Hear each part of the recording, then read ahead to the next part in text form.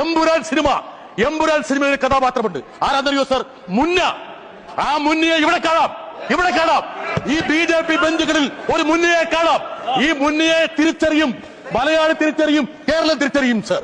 അതാണ് കേരളത്തിന്റെ ചരിത്രം. നിങ്ങളുടെ വിഷത്തെ ഞങ്ങൾ അവിടെ നിന്ന് മാറ്റി നിർത്തി. ഒരാൾ ജയിച്ചിട്ടുണ്ട്, ഞങ്ങൾ നിയമത്തെ അക്കൗണ്ട് പൂട്ടിച്ച പോലെ വൈകാതെ തന്നെ ആ അക്കൗണ്ട് ഞങ്ങൾ പൂട്ടിക്കും സർ. ഇവരിപ്പോ കഴിഞ്ഞ 2-3 ദിവസമായിട്ട് ഈസായി ക്രിസ്ത്യാനി കേരള മുനമെന്ന് പറയുന്നുണ്ടല്ലോ സർ. എന്താലേ ജോൺ ബ്രിട്ടാസിന്റെ ആ വാക്കുകളുടെ ഗാംഭീര്യം കണ്ടോ? അദ്ദേഹം സുരേഷ് ഗോപിനെ മുന്നേ എന്ന് വിളിച്ച് കേന്ദ്ര ഗവൺമെന്റ് മുമ്പിൽ കാണിക്കുകയാണ്. ഒരു മുന്നേ കാണാം.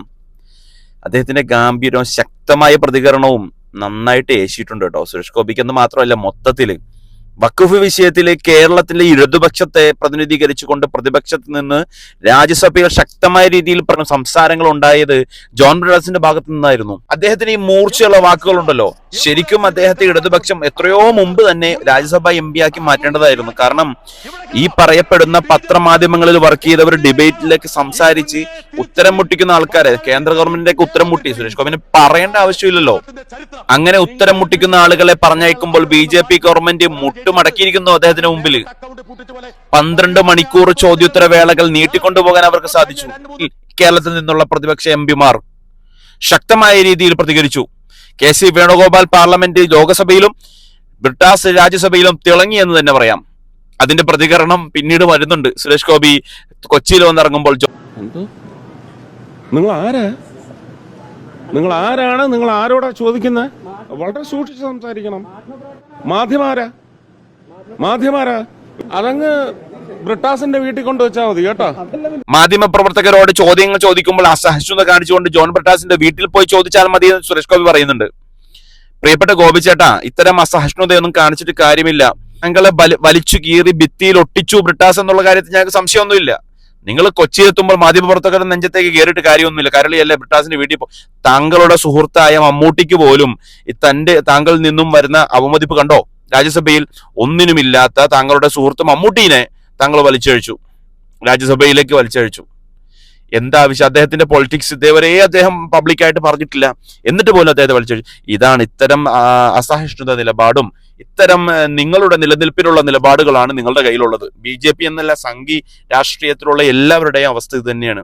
ഓർഗനൈസർ നിരന്തരമായിട്ട് എമ്പുരാനെതിരെ ലേഖനങ്ങൾ എഴുതിയില്ലേ? എന്താ നിർത്താത്തത്? ഒരു സിനിമ അങ്ങ് വിട്ടുകൂടെ നിങ്ങൾക്ക്? ക്രിസ്ത്യാനികളെ പോലും വിവേചനപരമായിട്ട് നിങ്ങൾ ചിത്രീകരിക്കാൻ തുടങ്ങി. ക്രിസ്ത്യൻ സൊസൈറ്റിനെ പോലും നിങ്ങൾ ടാർഗറ്റ് ചെയ്തിട്ട് എമ്പുരാൻ നിങ്ങൾക്കും എതിരായിരുന്നു എന്ന് പറഞ്ഞ് ഓർഗനൈസറിൽ എഴുതാൻ തുടങ്ങി. നിങ്ങൾ എവിടെയാണ്? ഈ വാവിട്ട വാക്കുകൾ എവിടേക്കാ പോകുന്നത്? ഗോപാലജി പറഞ്ഞിരിക്കുന്നത് സുപ്രിയനെ നിലനിർത്താൻ അമ്മായിയമ്മയോടെ ഈ 2K കാലഘട്ടത്തിലെ ബീറ്റ വെർഷനിലെ പിള്ളേർ ഇറങ്ങിയ കാലഘട്ടത്തിലാണ് പറയുന്നത് അമ്മായിയമ്മയോട് മരുമകളെ നിലക്ക് നിർത്താൻ വേണ്ടിയേ. അപ്പൊ ഇത്രയൊക്കെ ഉള്ളൂ. നിങ്ങൾ കേരളത്തിലെ ജനങ്ങൾക്കെന്നല്ല, ഇന്ത്യയിൽ മൊത്തം അറിഞ്ഞു തുടങ്ങിയിട്ടുണ്ട്. കലാപങ്ങളും ആഹ്വാനങ്ങളൊക്കെ കൊണ്ട് നിങ്ങൾ നേടിയെടുത്തതൊക്കെ നിങ്ങളുടെ ഈ മണ്ടത്തരങ്ങളും വികാരങ്ങളൊക്കെ കൊണ്ട് ജനങ്ങൾക്ക് മനസ്സിലായി തുടങ്ങി. കാലം പോയി. സ്പേസിൽ വരെ നമ്മൾ ടൂറിസത്തിലേക്ക് എത്തി. അപ്പോൾ നമ്മൾ തടാകം ശുചീകരിക്കുന്ന കാര്യവും പറഞ്ഞു വരണ്ട.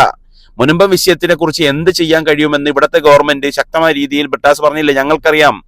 5 ലക്ഷം ജനങ്ങൾക്ക് ഞങ്ങൾക്ക് ലൈഫ് പദ്ധതിയിൽ വീട് നൽകാൻ സാധിക്കുമെങ്കിൽ, ഇവിടുത്തെ ജനങ്ങൾ ഇടതുപക്ഷത്തെ വിശ്വസിക്കുന്നുണ്ട് എങ്കിൽ, ഇടതുപക്ഷം എന്ന് മാത്രമല്ല കോൺഗ്രസും ഇടതുപക്ഷത്തെയും ഇവിടുത്തെ ജനങ്ങൾ വിശ്വസിക്കുന്നു എങ്കിൽ ഞങ്ങൾ എന്ത് ചെയ്തോളാം, ഞങ്ങൾക്കറിയാം എന്ത് ചെയ്യണം അവിടെയെന്ന്. പ്രതിപക്ഷത്തിന്റെ ഐക്യം കാണാൻ സാധിച്ചു. വലിയ രീതിയിൽ വഖഫ് വിഷയത്തിൽ പ്രതിപക്ഷം ശക്തമായ രീതിയിൽ തന്നെ മുന്നോട്ട് പോയി. അതിലൊക്കെ ഞങ്ങൾക്ക് വലിയ സന്തോഷമുണ്ട്. KC ആണെങ്കിലും ബ്രിട്ടാസ് ആണെങ്കിലും അതിൽ ഞങ്ങൾ അഭിമാനിക്കുന്നു.